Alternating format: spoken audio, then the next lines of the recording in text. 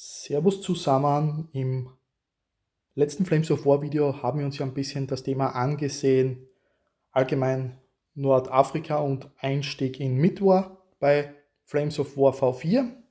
Hier möchte ich jetzt anschließen, indem wir uns diese Tobruk 2-Spieler Starterbox ansehen für Briten und Italiener, die wir im letzten Video schon mal ganz kurz gesehen hatten. Es gibt dann natürlich noch die zweite Box, Deutsche und Amerikaner enthalten sind, aber wir sehen uns hier jetzt mal die Tobruk-Box an. Typischerweise auf der Hinterseite bekommt ihr gleich mal ein Bild mit allen Informationen, was hier in der Box enthalten ist. Das ist eigentlich eine ganze Menge, vor allem vorrangig Panzer. Und hier dann auch noch eine kleine Übersicht, was hier so alles zu finden ist. Ihr bekommt insgesamt 6 Crusader, 3 Grands und 3 Shermans bei den Briten. Bei den Italienern ist das der M1441 Panzer einmal bzw. 5 mal und 5 Semovente und dann 2 88 mm Kanonen. Wie ihr hier dann später aber sehen werdet, das könnt ihr ein bisschen individueller gestalten, wie ihr die Figuren dann zusammenbauen wollt. Ihr seid hier nicht an das gebunden, was auf der Box steht. Aber ich hätte gleich gesagt, wir machen hier gleich mal die Box auf und sehen mal rein.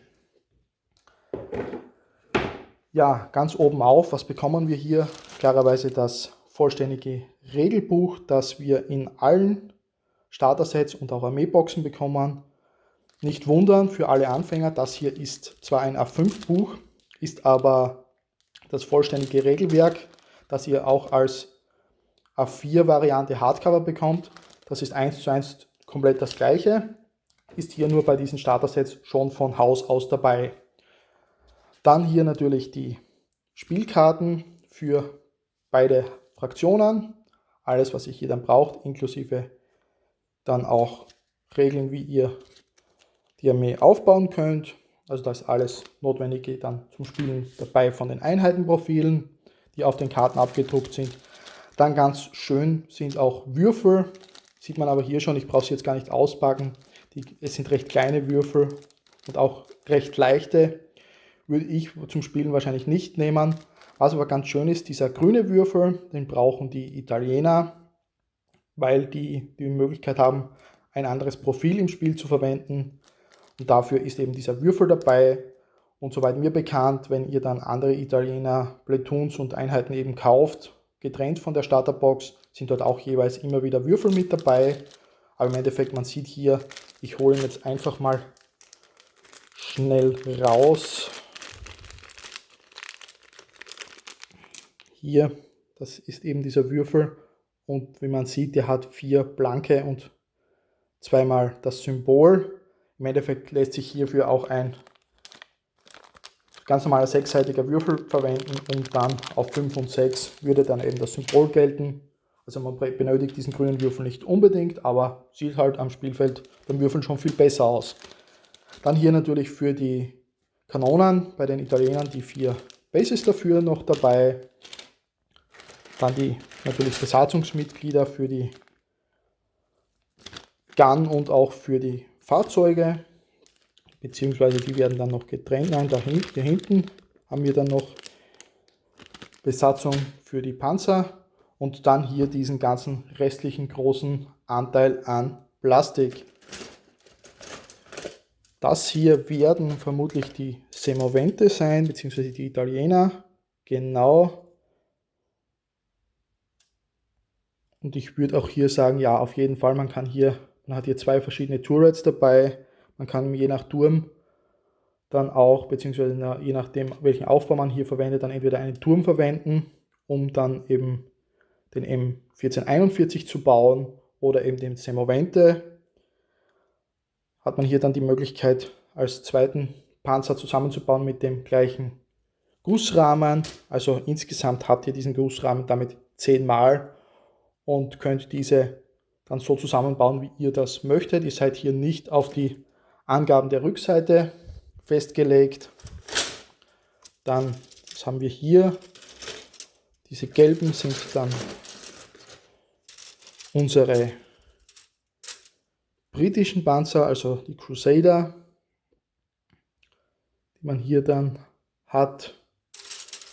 Auch insgesamt 6 Stück. Und hier dann habe ich schon in der Hand gehabt, glaube ich, ja, hier sind sie schon, die 3 Grands, die man hier dann zusammenbauen kann für die britische Seite. Dann in einem etwas anderen Gelb hier die 3 Sherman, die dann die britische Seite eben vervollständigen. Wir haben hier jetzt gehabt 6 Crusaders, 3 Grands und die 3 Sherman. Sind dann schon 12 Panzer auf Seiten der Briten.